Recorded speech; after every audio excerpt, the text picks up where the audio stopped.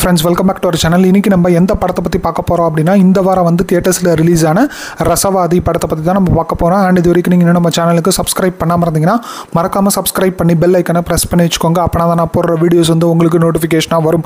So வாங்க இப்போ இந்த படம் வந்து எப்படி இருக்குது அப்படிங்கிறத நம்ம பார்த்துடலாம். இந்த படம் வந்து தியேட்டர்ஸில் அவைலபிளாக இருக்குது. ஸோ இது வரைக்கும் நீங்கள் இன்னும் பார்க்கல அப்படின்னா பார்த்துட்டு எப்படி இருக்குது அப்படிங்கிறத மறக்காமல் கமெண்ட்ஸில் சொல்லுங்கள். பார்த்துருந்தீங்கன்னா உங்களோட ஒப்பீனியன் அப்படிங்கிறதையும் மறக்காமல் கமெண்ட்ஸில் சொல்லுங்கள். அண்ட் இந்த படத்தில் வந்து அர்ஜுன் தாஸ் வந்து லீட் ரோலில் ப்ளே பண்ணியிருக்காங்க. அண்ட் ஃபீமேல் பேரா வந்து தானியா ரவிச்சந்திரன் வந்து ப்ளே பண்ணியிருக்காங்க. அண்ட் வில்லன் கேரக்டர் வந்து சுஜித் சங்கர் வந்து ப்ளே பண்ணியிருக்காரு. இவரோட கேரக்டர் வந்து கண்டிப்பாக வந்து இந்த படம் மூலமாக பேசப்படும் அப்படிங்கிற மாதிரி எதிர்பார்ப்பு இருக்குது. ஸோ பார்க்கலாம் எப்படி வந்து பண்ண போகிறாங்க அப்படிங்கிறதையும். அண்ட் அதே மாதிரி இந்த படத்தோட டைரக்டர் வந்து சாந்தகுமார். ஸோ இவர் இதுக்கு முன்னாடி வந்து மகாமுனி, மௌனகுரு மற்றும் போன்ற படங்கள்லாம் எடுத்திருந்தார். ஸோ அதனாலே இந்த படத்துக்கான எக்ஸ்பெக்டேஷன் சின்னதாக இருந்துச்சு.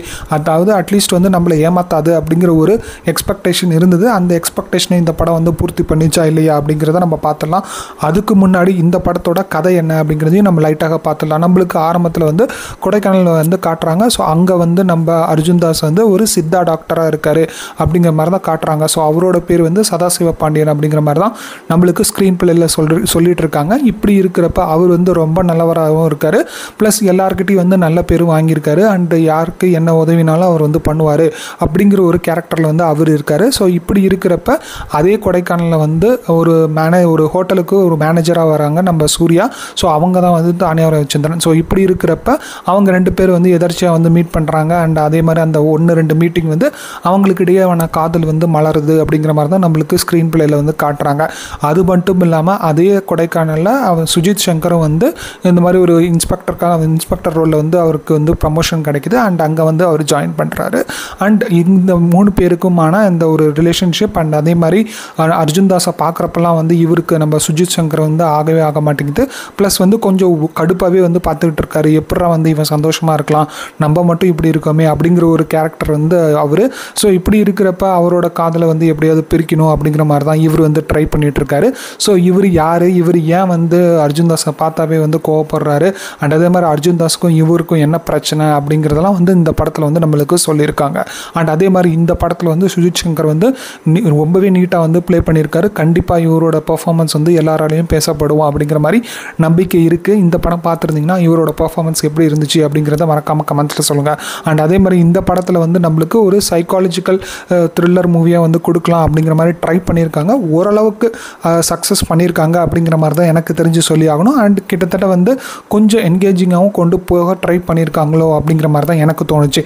முக்கியமாக வந்து இந்த வில்லன் அந்த சுஜித் சங்கர் வந்து பண்ணுற விஷயங்கள்லாம் பார்க்குறப்ப நம்மளுக்கே வந்து கொஞ்சம் கோபமாகவும் இருக்கும். அண்ட் அதே மாதிரி எரிச்சலாகவும் இருக்கும். என்னடா அது, யார் சந்தோஷமாக இருந்தாலும் இந்த மனுஷனுக்கு பிடிக்க மாட்டேங்குது, இவர் வரப்பெல்லாம் வந்து நம்மளுக்கு கொஞ்சம் பதட்டமாகவும் இருக்குது. அந்தளவுக்கு வந்து அவர் வந்து அந்த கேரக்டர் வந்து போர்ட்ரே பண்ணியிருக்காரு அப்படிங்கிற மாதிரி தான் நம்ம சொல்லி ஆகணும். அது மட்டும் இல்லாமல் இந்த படத்தில் வந்து சினிமாட்டோகிராஃபி ஓரளவுக்கு நீட்டாகவே இருந்தது.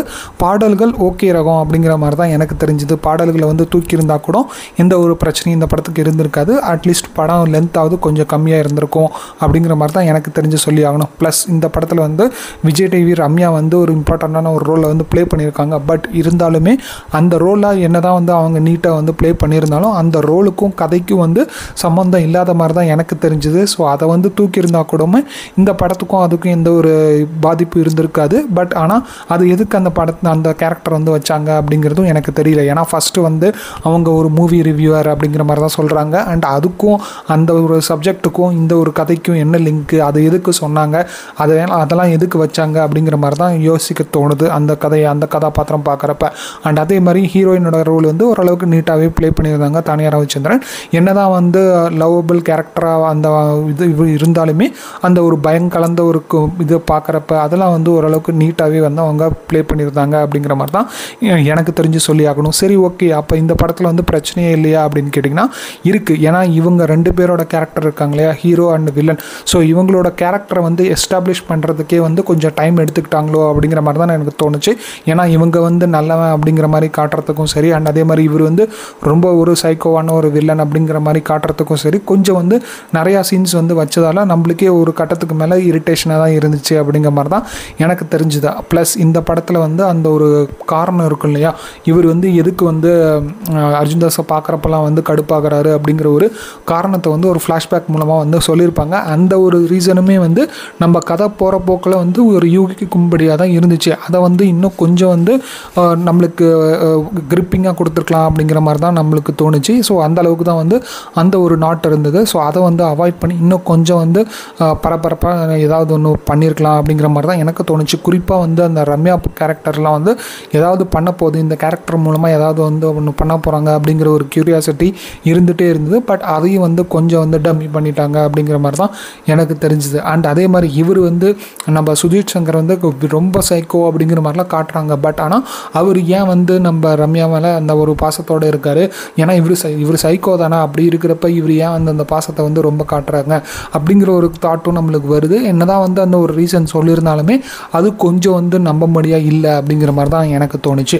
அண்ட் ஓவராலாக இந்த படத்தை வந்து அந்த தமிழோட பேக்ரவுண்ட் மியூசிக் வந்து ஓரளவுக்கு தாங்கி பிடிச்சிருக்கு அப்படிங்கிற மாதிரி தான் நம்ம சொல்லி ஆகணும். ஏன்னா இந்த படம் வந்து கொஞ்சம் டல் அடிக்கிறப்பெல்லாம் வந்து அவரோட பேக்ரவுண்ட் மியூசிக் தான் இந்த படத்தை வந்து நம்மளை கனெக்ட் பண்ணி அட்லீஸ்ட் வந்து என்கேஜிங்காக பார்க்குறதுக்கு ஹெல்ப் பண்ணுச்சு அப்படிங்கிற மாதிரி தான் நம்ம சொல்லி ஆகணும்.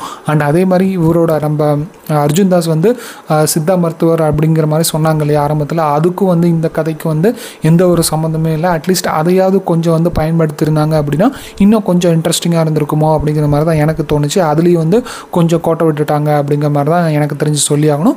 அண்ட் நான் சொன்ன மாதிரி சினிமாட்டோகிராஃபி ஓரளவுக்கு நீட்டாகவே கொடுத்துருந்தாங்க. அண்ட் அதே மாதிரி சாங்ஸு ஓரளவுக்கு ஓகே ரகம், அதை வந்து அவாய்ட் பண்ணியிருக்கலாம் அப்படிங்கிற மாதிரி தான் எனக்கும் தோணுச்சு. அண்ட் உங்களுக்கு எப்படி இருந்துச்சு அப்படிங்கிறதையும் மறக்காமல் கமெண்ட்ஸில் சொல்லுங்கள். அண்ட் முக்கியமாக இந்த ஓவரால் படத்தில் வந்து சுஜித் சங்கரோட ரோல் வந்து நீட்டாக இருந்துச்சு. அவரோட ரோல் கண்டிப்பாக வந்து எல்லாராலையும் பேசப்படும். இன்னும் 2-3 படங்களில் தொடர்ந்து வந்து அவர் நடிக்கிறதுக்கான வாய்ப்புகளும் அமையலாம் அப்படிங்கிற மாதிரி தான் எனக்கு தோணுச்சு. ஒரு ஸ்டீரியோ டைப்பான ஒரு வில்லன், அதாவது நம்ம ஒரு சைக்கோ கலந்த ஒரு வில்லனை வந்து நம்மளுக்கு இந்த தமிழ் சினிமா வந்து காட்டியிருக்கு அப்படிங்கிற மாதிரி தான் நம்ம சொல்லி ஆகணும். அண்ட் இவரை வந்து கண்டிப்பாக டேரக்டர்ஸ் வந்து யூஸ் பண்ணிப்பாங்க அப்படிங்கிற மாதிரி தான் எனக்கு தோணுது. ஸோ பார்க்கலாம் எப்படி வந்து இவர் ஸ்கிரிப்டை வந்து செலக்ட் பண்ண போகிறாரு அப்படிங்கிறதையும் நம்ம வெயிட் பண்ணி தான் பார்க்கணும். அண்ட் ஓவராலாக இந்த படத்தை வந்து பார்க்கலாமா வேணாமா அப்படிங்கிற மாதிரி கேட்டிங்கன்னா, எனக்கு தெரிஞ்சு உங்களுக்கு போர் அடிக்குது, ஏதாவது ஒரு சைக்காலஜிக்கல் த்ரில்லர் படம் பார்க்கணும், எனக்கு வந்து டைம் பாஸ் ஆனால் போதும் அப்படிங்கிற மாதிரி ஆளாக இருந்தீங்கன்னா கண்டிப்பாக இந்த படம் வந்து உங்களை என்கேஜ் பண்ணும் அப்படிங்கிறது நான் சொல்லிக்க விரும்புகிறேன். அண்ட் அதே மாதிரி இந்த வாரம் வந்து 2 படம் ரிலீஸ் ஆனிச்சு. ஸ்டார் வந்து ரிலீஸ் ஆனிச்சு, கவினோட ஸ்டார் ப்ளஸ் இந்த படம் வந்து ரிலீஸ் ஆகிருக்கு. ஸோ இந்த 2 படத்தில் வந்து எனக்கு தெரிஞ்சு இந்த படம் வந்து அட்லீஸ்ட் ஓகே அப்படிங்கிற மாதிரி தான் எனக்கு தெரிஞ்சுது. ஏன்னா ஸ்டார் வந்து நல்லாவே இருந்தாலுமே அதை வந்து கொஞ்சம் வந்து நம்மளை சோதிக்கிற மாதிரியான சீன்ஸ்லாம் இருந்துச்சு. அதனாலேயே வந்து நம்மளால் கனெக்ட் பண்ணி பார்க்க முடியல. பட் ஆனால் இந்த படம் வந்து ஓரளவுக்கு ஓகே அப்படிங்கிற மாதிரி தான் எனக்கு தெரிஞ்சுது. உங்களுக்கு எப்படி இருந்துச்சு அப்படிங்கிறதையும் மறக்காமல் கமெண்ட்ஸில் சொல்லுங்கள். அவ்வளோதான் ஃப்ரெண்ட்ஸ் இந்த வீடியோ பிடிச்சிருந்ததுன்னா லைக் பண்ணி ஷேர் பண்ணி கமெண்ட் பண்ணுங்கள். மறக்காமல் நம்ம சேனலுக்கு சப்ஸ்கிரைப் பண்ணாமல் இருந்தீங்கன்னா சப்ஸ்கிரைப் பண்ணி பெல் ஐக்கனை ப்ரெஸ் பண்ணி வச்சுக்கோங்க. அப்படின்னா தான் நான் போடுற வீடியோஸ் வந்து உங்களுக்கு நோட்டிஃபிகேஷனாக வரும். தேங்க்யூ ஃப்ரெண்ட்ஸ், தேங்க்ஸ் ஃபார் வாட்சிங் திஸ் வீடியோ. பை.